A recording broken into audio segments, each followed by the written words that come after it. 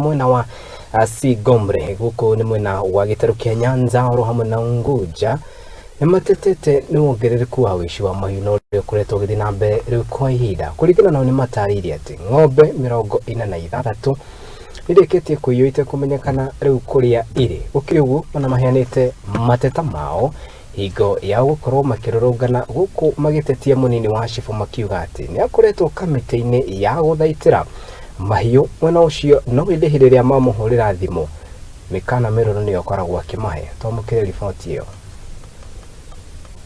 Jina ni Gabriel Figar, ni mkaji ya West Asango.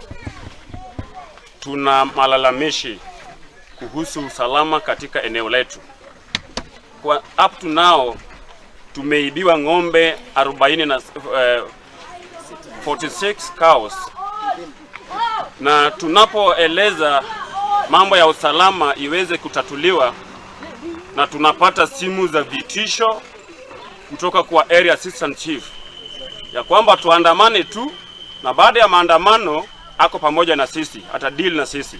Kwa hivyo sisi tunauliza serikali ya juu kwa usalama za ngombe zetu. Watu wameibiwa ngombe, mpaka wazee wakongwe wanakufa kwa sababu ya stress ya ngombe zao kuibiwa. Wakati huu shule zinafunguliwa, lakini sasa wazazi hawana namna kwa sababu ya ngombe kuibiwa. Kwa hivyo tunauliza serikali kuu kupitia kwa waziri wa internal security Bwana Kindiki, tafadhali tunakuomba jinsi ambavyo unafanya kazi katika taifa letu, tunakusikia na tunakuona.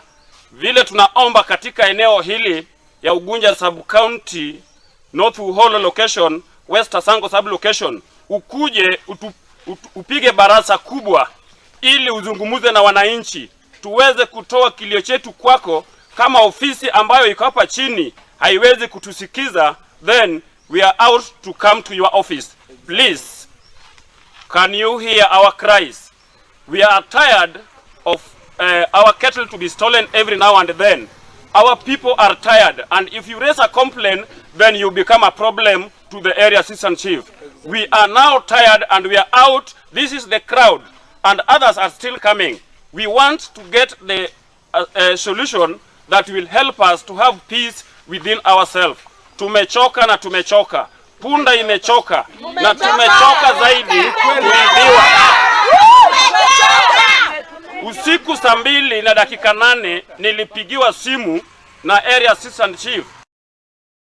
Aya, tukimama